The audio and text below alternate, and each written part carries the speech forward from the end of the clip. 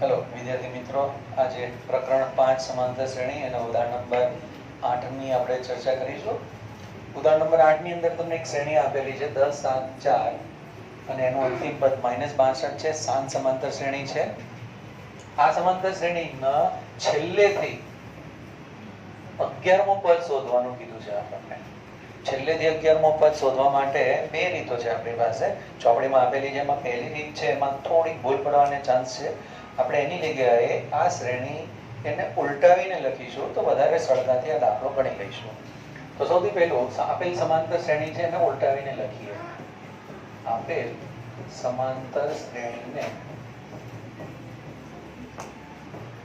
ઉલટાવીને લખતા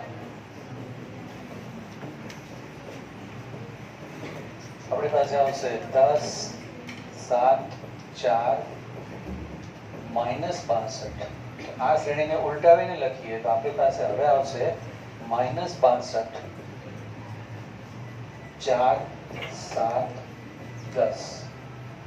તો હવે આ જે શ્રેણી આપણી પાસે આવી એમાં પ્રથમ પદ a બરાબર -62 છે. હવે d શોધવા છે. d શોધવા માટે અત્યાર સુધી આપણે શું કરતા હતા? બીજા પદમાંથી પહેલું પદ બાદ કરતા હતા. હવે આપણી પાસે બીજું પદ દેખાતું નથી. તો બીજું પદ નથી દેખાતું તો હવે શું કરશું d શોધવા માટે? તો આપણી પાસે પાછળના જે 3 પદો છે એમાંથી કોઈ બે પદની ગણતરીમાંથી આપણે d શોધી લઈએ. તો 7 માંથી 4 બાદ કરીએ. આપણી પાસે આવશે 3. હવે આપેલ શ્રેણીમાં આપણે છેલ્લેથી 11મો પદ શોધવું છે. હવે છેલ્લેથી, ધારો કે આ શ્રેણી આપણી પાસે હતી, છેલ્લેથી 11મો પદ શોધવું છે. હવે એ શ્રેણી ઉલટાવીને લખી છે એટલે આ શ્રેણી હવે પહેલેથી 11મો પદ શોધવાનું થશે. તો 11મો પદ શોધવું છે એટલે n બરાબર આપણી પાસે 11 થઈ ગયા.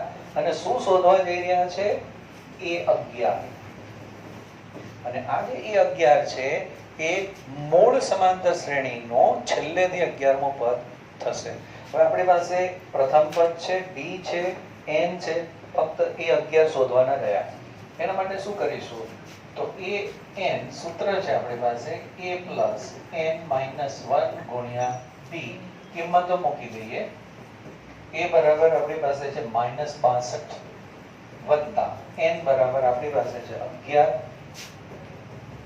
આપણે 11 શોધવા જઈ રહ્યા છે. 11 - 1. d બરાબર આપણી પાસે છે 3. હંમેશા d છે એને કૌંસમાં મૂકવાનો રાખજો, જેથી કરીને આપણી જે ભૂલ પડવાની સંભાવના છે ઓછી થઈ જાય. કારણ કે જ્યારે d માઇનસમાં આવે અને કૌંસ ન કર્યો હોય તો આપણે બાદબાકી પણ ત્યાં કરી નાખતા હોઈએ છીએ.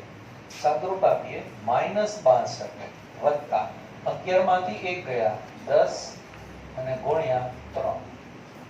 -62 10 તરી 30 અને બંને સંખ્યા ધન છે એટલે +30 જવાબ આવશે.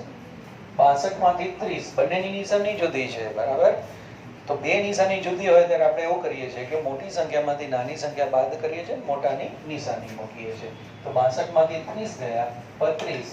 મોટી સંખ્યા 62 છે અહીંયા આપણી પાસે એટલે એ માઈનસ છે એટલે -32 જવાબ આવશે. મતલબ કે a11 આપણને કેટલા મળ્યા? -32.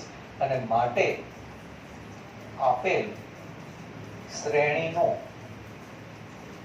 છેલ્લેથી 11મો પદ -32 હશે. તો બહુ સરળતાથી આ દાખલો ગણી શકાય છે. એટલે શ્રેણી જે આપી હોય એને ઉલટાવીને લખી દેવાની અને એમાં a, d, n એ કિંમતો મૂકીને an સૂત્ર વાપરી દેવાનું. સરળતાથી આપણે છેલ્લેથી 11મો પદ અથવા તો કોઈ પણ જે પદ આપણે આપ્યું પૂછ્યું હોય કે આ કયું શોધવું છે તે આપણે સરળતાથી શોધી શકીએ છીએ. આશા રાખું છે કે આમાંથી તમને વધારે માહિતી મળી હશે અને આવા અસંખ્ય દાખલા આપણે આના રીતે ગણી શકીએ છીએ. Okay, thank you.